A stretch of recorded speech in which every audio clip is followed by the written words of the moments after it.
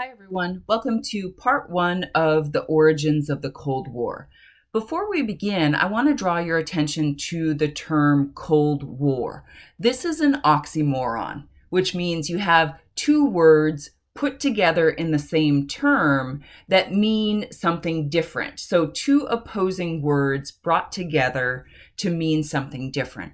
So cold suggests there's no fighting, but war suggests there is. So the Cold War is this conflict, this potential for conflict between the United States and the Soviet Union in the years after World War II. So we trace the time period of the Cold War from roughly 1945 until 1991. Our questions to think about here: how does the United States' foreign policy change after World War II? And what was containment? Why did George Kennan think it would work? One of the ways that we're going to see this change in the attitude of the United States is through their involvement with the United Nations. As a reminder, the United States had never joined the League of Nations. And of course, we've seen how ineffective that organization was. So when the idea came up for a new international organization to replace the League of Nations, the United States is going to play a key part in designing this new international organization. The United Nations is made up of two parts. First, the General Assembly, where all member nations are a part. Second, the executive body called the Security Council. Today, the Security Council has 15 members. 5 of them are permanent and 10 of them are rotating, meaning every couple of years, new nations sort of rotate into being on the Security Council. But it's the 5 permanent nations that are really the most powerful. And when the United Nations was created, the 5 permanent members were the United States, the Soviet Union, Great Britain, France, and China. There's kind of an interesting story about China because China was undergoing a civil war when World War II broke out. And so the nationalist Chinese that had been in control of the government were facing a revolution by the Communist Party.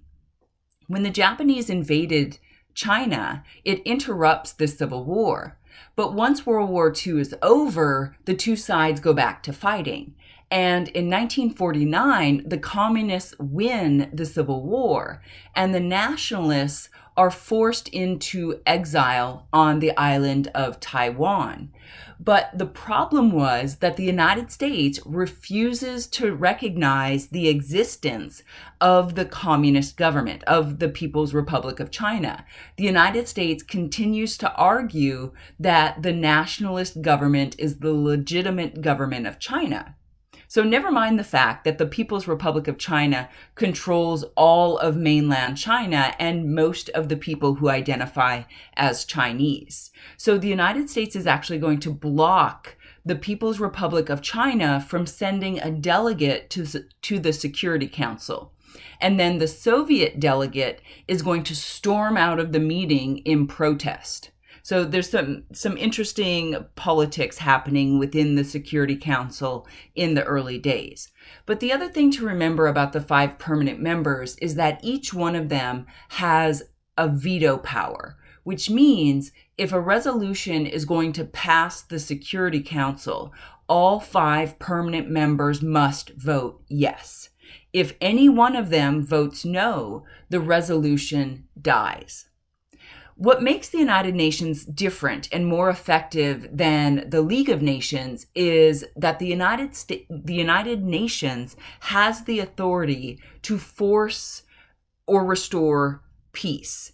So, in other words, there is a military component to the UN. And we often hear on the news about UN peacekeeping forces being sent to an area. This is the strong arm of the United Nations that wasn't present in the League of Nations. In addition to being involved in international affairs, the United States is going to restructure its internal elements in order to meet the changing world after World War II.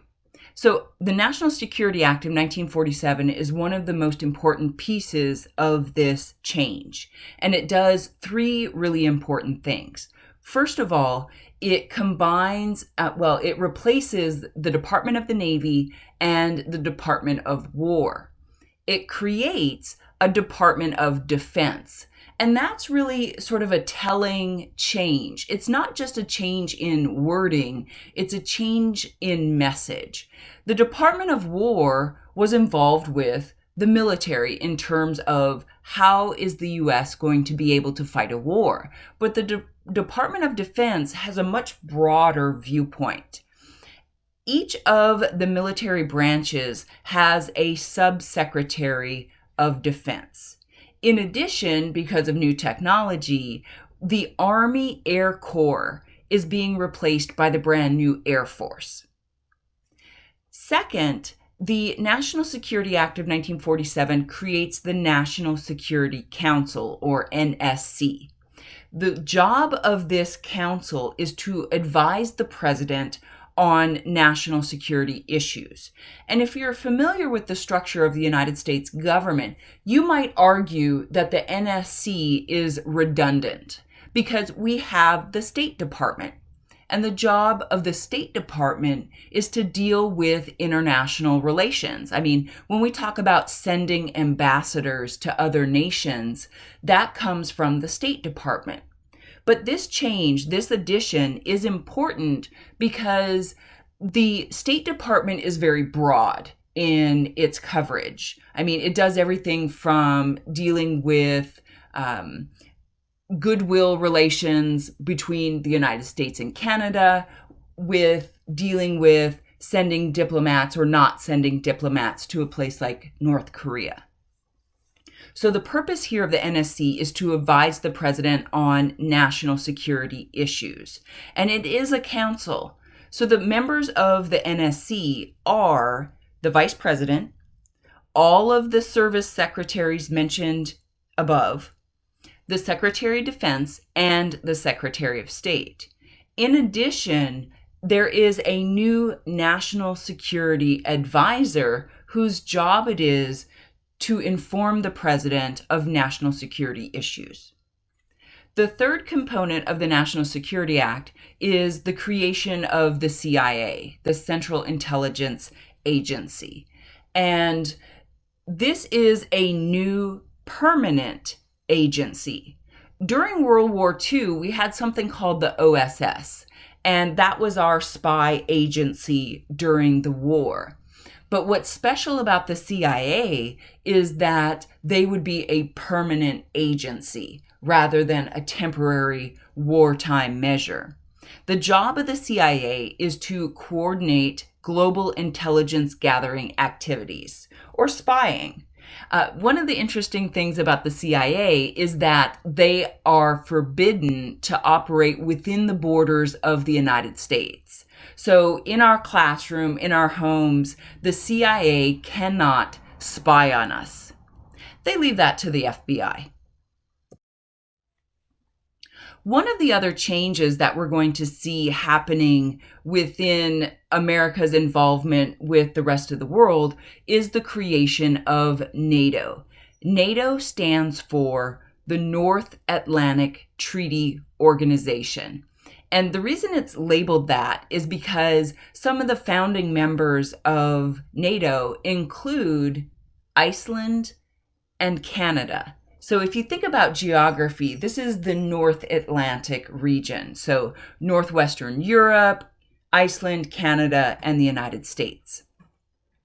The job of NATO is to defend Western Europe from any threat, particularly the growing threat of communist expansion.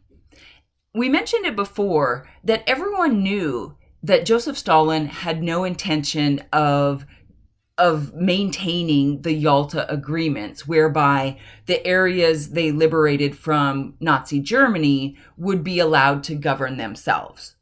Stalin, we know, is not ever going to keep that promise, and he shows us very clearly not long after the war is over.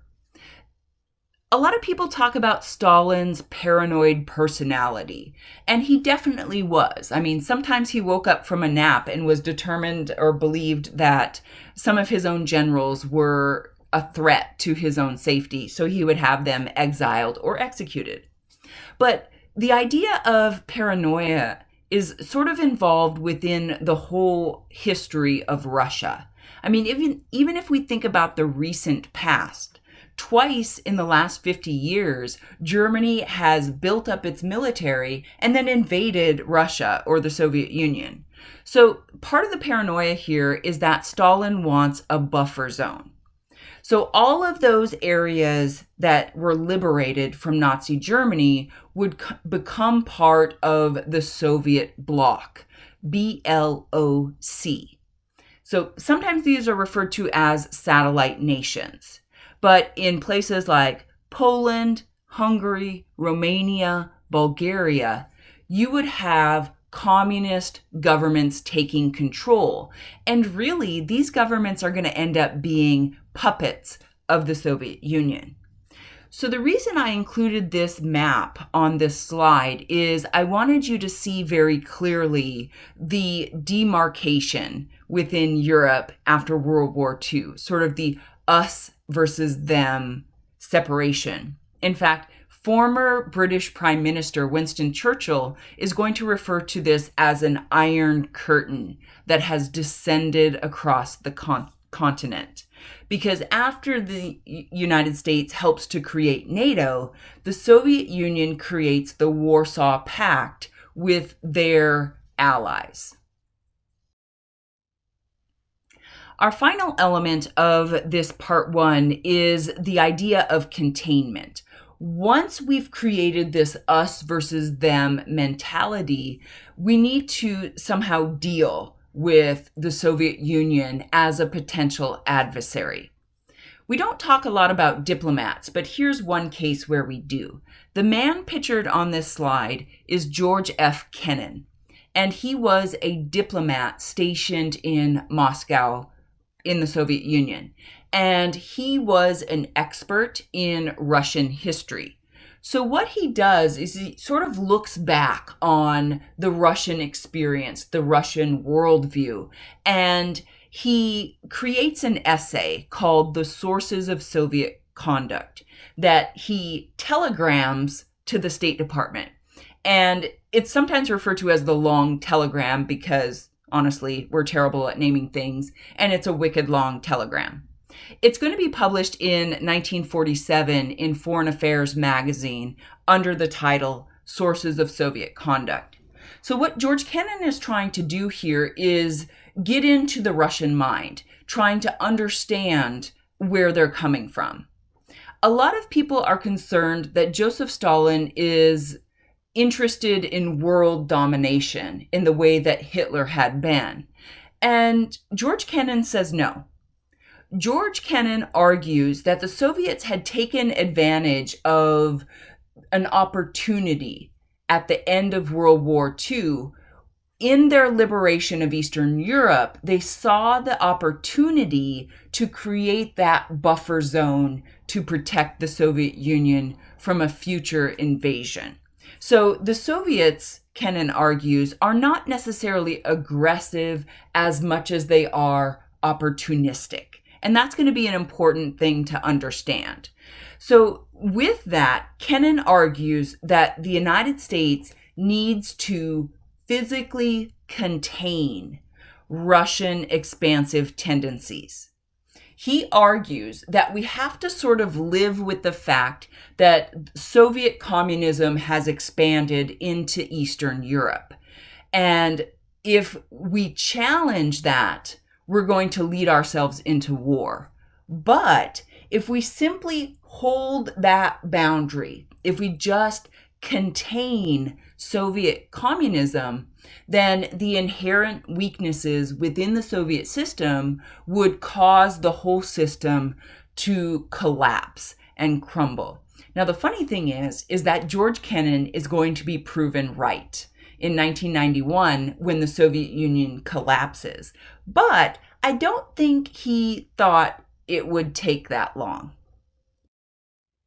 So our questions to think about here: how does the United States' foreign policy change after World War II?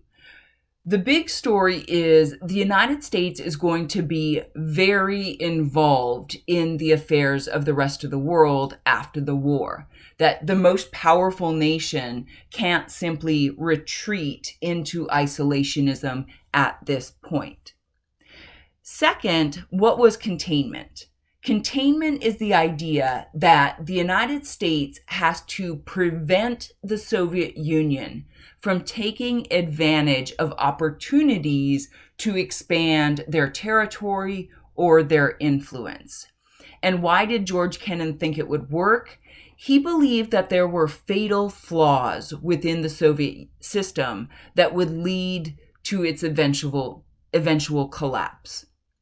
So stay tuned for part 2 of the origins of the Cold War.